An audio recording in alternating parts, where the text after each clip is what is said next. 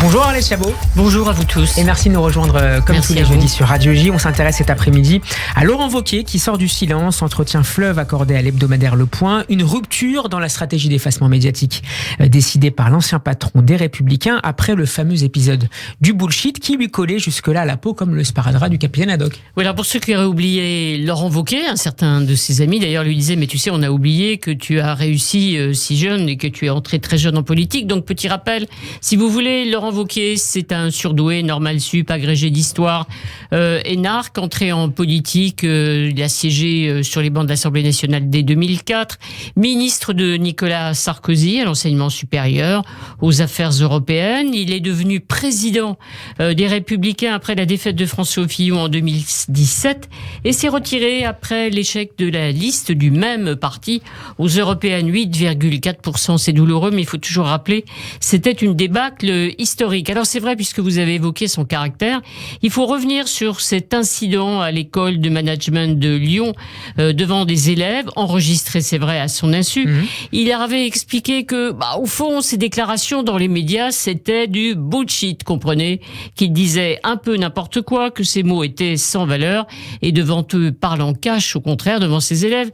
Il avait pris pour cible Alain Juppé, Valérie Pécresse et même Nicolas Sarkozy. Aucun regret, sauf des excuses à l'ancien président de la République. Alors c'est vrai que depuis 4 ans, il reste silencieux, il est concentré sur sa région, Auvergne-Rhône-Alpes, et on se demandait, mais quand sortira-t-il de son silence?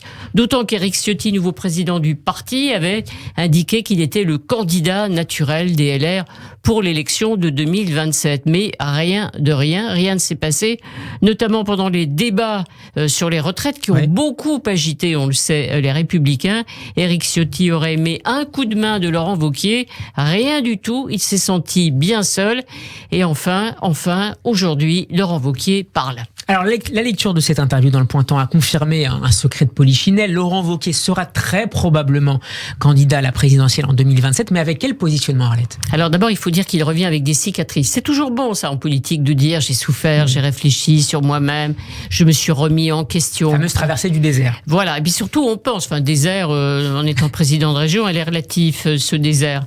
Bon, en 2027, ce sera Marine Le Pen ou moi, rien d'original, tous les candidats diront la même chose avant 2027. Alors c'est vrai qu'il revient par la voie, mais la voie vraiment à droite. Première conviction, si tous les présidents de la République échouent, c'est parce qu'ils n'arrivent pas à lutter contre l'idéologie de la déconstruction qui repose sur l'idée que saboter l'ordre est libérateur. Conséquence, effondrement donc de l'autorité qui plonge le pays dans la décadence. Et de cette décadence que veut nous sortir Laurent Wauquiez, évidemment. Donc il veut un pouvoir fort, il prône la suppression des organes indépendants qui freinent les gouvernements, comme par exemple l'Arcom qui régule les médias ou la Commission informatique et liberté. Il s'interroge sur la place de la Cour de cassation, voire même sur les pouvoirs du Conseil constitutionnel. En revanche, il s'engage à consulter tous les ans les Français par référendum.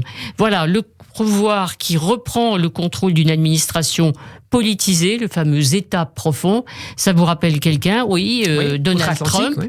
Voilà, par exemple. Donc c'est du trumpisme bien élevé, disent certains, quand d'autres parlent de bonapartisme autoritaire. À droite toute pour Laurent Wauquiez, un positionnement, Arlette Chabot, qui va nécessairement conduire certains responsables des Républicains à faire entendre une autre petite musique. Oui, je pense que ça va beaucoup secouer chez les Républicains, déjà que ça secoue à peu près tous les jours, mais sans doute que ce positionnement et les idées de Laurent Wauquiez vont faire débat. En même temps, Éric Ciotti sera content, il pense que le parti va revenir grâce aux idées, des idées donc Laurent Wauquiez en a, sans doute assez éloignées de celles de Xavier Bertrand par exemple, qui n'a pas renoncé à ses ambitions présidentielles pour 2027.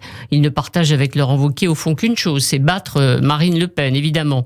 David Lisnard, maire de Cannes, président de l'association des maires de France, dit déjà qu'il faudra une primaire pour départager les candidats à la candidature. Et puis comment réagiront les jeunes, vous savez, les indisciplinés.